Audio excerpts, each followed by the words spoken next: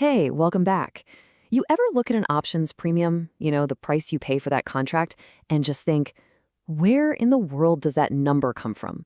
It can feel kind of random, right? Well, today we're going to pull back the curtain and crack that code. Let's get right into it. So yeah, this is the big question. That premium you're looking at, it isn't just some arbitrary price. It's a number that tells a story, and it's actually made up of a couple of different parts. And trust me, by the end of this, you'll be able to look at any option premium and see exactly what you're paying for. So here's our roadmap. First, we'll tackle the premium puzzle itself. Then, we're going to break it down into its two key ingredients, intrinsic value and time value. After that, we'll look at what makes these values move around. And finally, we'll tie it all together to help you make smarter trading decisions. Okay, let's start cracking this thing open. The single most important thing to get is that every option premium is made of two different parts. Think of it like a team of two players, not just one. Each one has a totally different job. And there it is, the golden rule, the secret formula for pretty much all option pricing. Seriously, every single premium is just its intrinsic value plus its time value. That's it. Once this clicks, everything else about option prices just starts making sense. All right, let's zoom in on that first piece of the equation, intrinsic value. The best way to think about this is as the solid, real, what's it worth right this very second part of the price. Exactly. Intrinsic value isn't about what could happen tomorrow. It's about the actual real money profit that's already baked into the option if you could exercise it this instant. It's the tangible value, plain and simple. So how do you figure it out? It's actually just some simple math. First, you just compare the stock's current price to your option's strike price. For a call option, if the stock is trading above your strike, that difference is the intrinsic value. For a put, it's the other way around. If the stock is below your strike, that difference is the intrinsic value. And here's the key part. If the option isn't profitable right now, the intrinsic value is just zero. It can never, ever be a negative number. Okay, so that's the here and now value. Let's move on to the second part, which is a little more abstract. This is time value. If intrinsic value is about what's real today, time value is all about the maybe.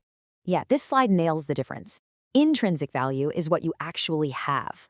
Time value, which you'll also hear called extrinsic value, is what you're paying for. It's the price for the chance that the stock will move in your favor before time runs out. You're basically paying for potential. And figuring out the time value is super easy.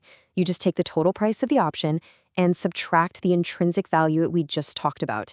Whatever's left over, boom, that's your time value. It's the fee you're paying for the amount of time you have left on the clock. Okay, so we've got our two components. But here's the thing. They don't just sit still. They're always in motion, constantly being pushed and pulled by two massive forces. The stock price, moving up and down, and the relentless ticking of the clock.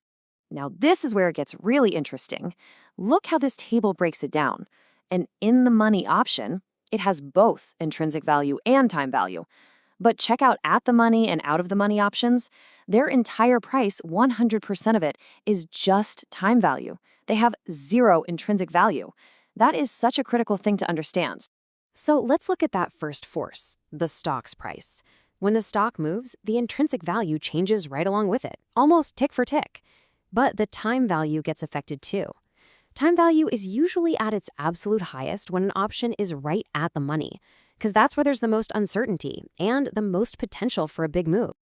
And then there's the second force, the one you can't escape, time. If the stock price just sat there perfectly still, the intrinsic value wouldn't budge. But the time value, it's constantly bleeding away, every single minute of every single day. This is that famous time decay. Just think about that. For an option buyer, it's a guaranteed loss of value over time. And this is where it all ends up. On that final day, the second that option expires, the clock hits zero. All that potential we talked about, it's gone. The time value drops to exactly zero. All that is left is the cold, hard, real, intrinsic value, if there's any to begin with. So why do we care about all this theory? Because understanding this breakdown isn't just academic. It leads directly to making smarter, more strategic decisions when you're trading. Let's look at how. When you look at an option now, you can see what it's made of.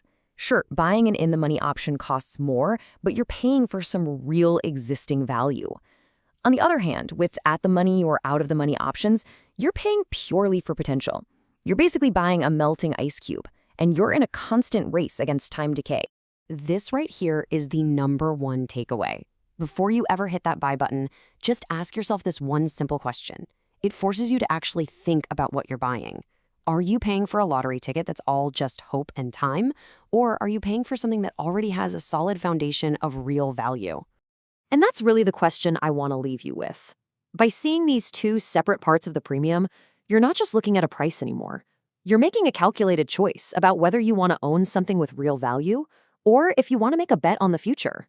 And having that clarity, well, that's what smarter trading is all about.